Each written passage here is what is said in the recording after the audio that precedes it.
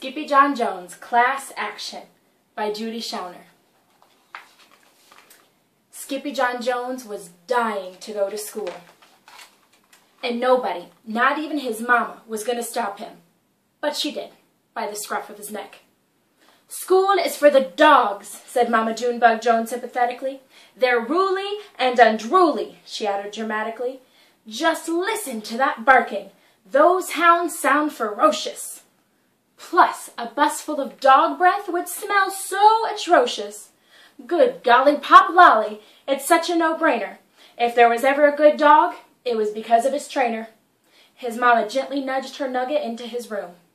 Then she added, "You're Skippyjon Jones, a smart Siamese cat. Take a look in the mirror if you don't believe that." "He looks in the mirror every day," said his sisters Jizabel, Jillyboo, and Jujubee. "But all he sees are chihuahuas." "Arf, arf," barked Jujubee. After his family left him to think, the chihuahua did exactly what his mama suggested. But not before he bounced around his room with some books. "Oh, I'm Skippyjon Jones and I don't get the fuss. It's not like a pigeon is driving the bus." Then he climbed up his sister's kitty condo ladder for a peekaboo in the mirror. "Holy Julio," squealed the kitty boy. "How many chihuahuas am I?" He wondered out loud. Then he took a deep breath, and using his very best Spanish accent, he answered, "As many as your head can handle, hombre." And quicker than you can say the cat in the hat never did that, the kitty boy tossed his mask and his cape and a bright yellow banana into his mochila. Then, as he buttoned up his red plaid shirt, he began to sing in a muy soft voice. "Oh, my name is Skippito Fresquito, and I'm off to the school for perritos, 'cause I've got a good hunch that I'm gonna have lunch with a grand old bunch of puchitos." Just across the hall, Mama Junebug Jones and the girls were doing a little bit of homework. "Listen here, messy missus," said Mama. "How are you supposed to clean your kitty condo without your ladder?" "Skippyjon has it," said the sisters. "What for?" asked Mama. "So he can see the chihuahua in the mirror." The chihuahua, however, was already in his closet, boarding a bus for school. But the kitty boy wasn't the only chihuahua on board. His old amigos, los chimichangos, were going to school too. "Thank dog you made it, dude," exclaimed Don Diego, the biggest of the small ones. "Sí, Skippito," panted Poquito Tito, the smallest of the small ones. "We need your help con el burrito." "Without a doubtito," declared Skippito. "But why do you need my help with the bully?" "Because he is a perro mezquino," declared Don Diego, "who barrenas around the escuela en a tazalita." "He spins around the school in a tiny teacup?" explained the kitty boy in shock. "Sí, dude," added Don Diego. "He growls and howls and wears a suéter de lana también." "Not the wool sweater," said Skippito. "Uh-huh," agreed Poquito Tito, trembling. "He is a woolly bully." There wasn't a dog worth his biscuits who didn't fear the woolly bully, so it wasn't a surprise when a potent puff of panic poofed from the gatito's tail.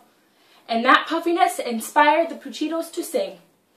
"Oh, poofy, poofy, poofito, we know you can do it, Skippito. Let's unravel his sweater and knit something better. We'll show that to old woolly bulito." But there was no turning back now. The doggies had arrived at school.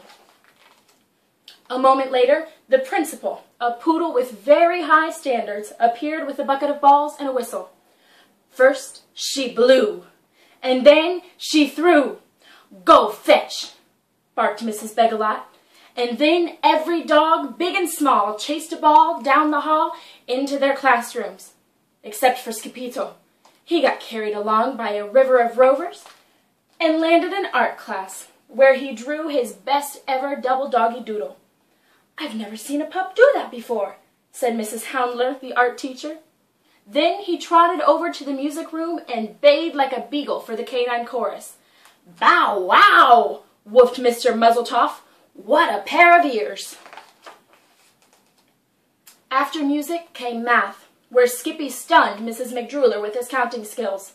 2, 3, 5, 7, 11.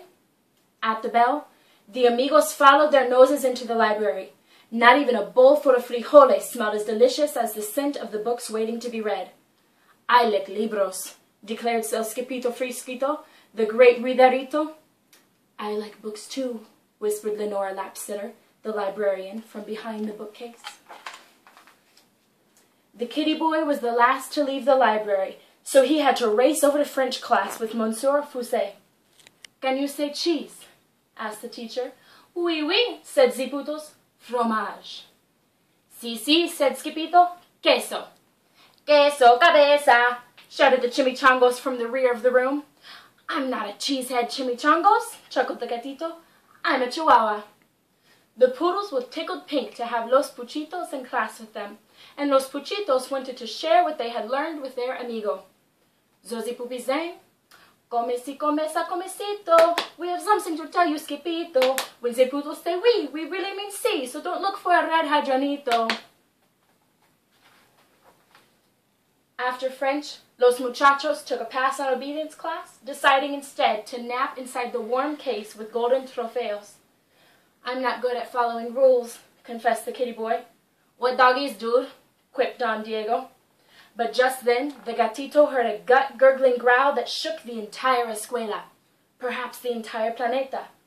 Holy heartburn, hollered Skippito. Was that my tummy?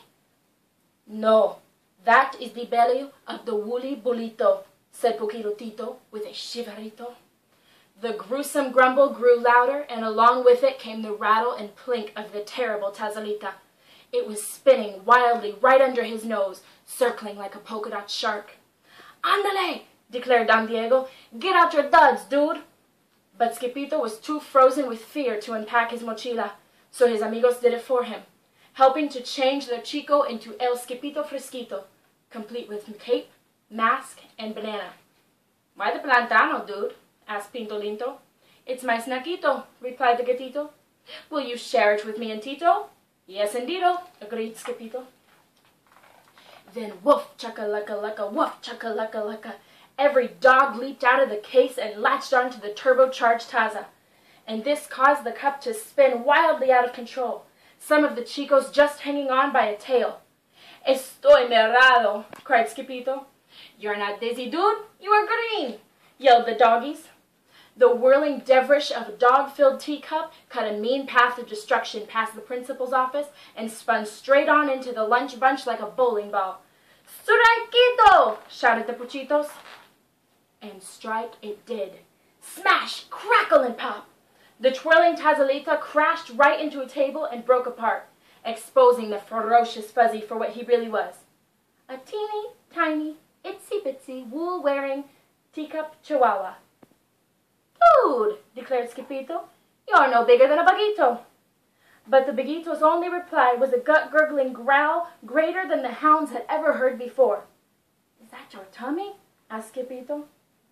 Si, replied the bulito. Tengo mucho hambre. I am hungry too, agreed the gatito, but you can have my plantano. This act of kindness made the chimichangos pull out their jump ropes right in the middle of the mess.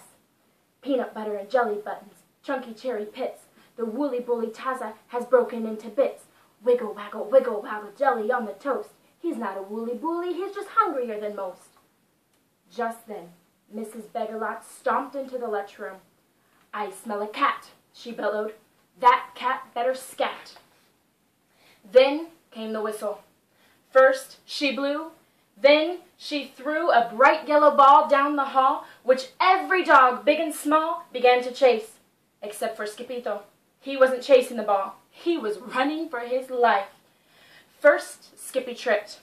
Then he slipped on a banana peel and slid straight out of the closet and back into the arms of Mama Junebug Jones. What in the woolly white willies have you been up to, Mr. Whistle Whiskers? Asked Mama. He broke my teacup, whined Jillyboo. He ate my banana, complained Jezebel.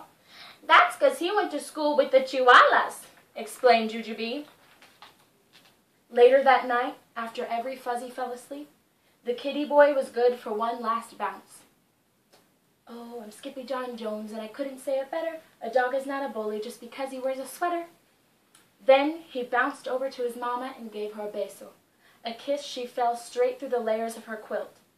"Good night, Little Dipper," said the very sleepy Mama.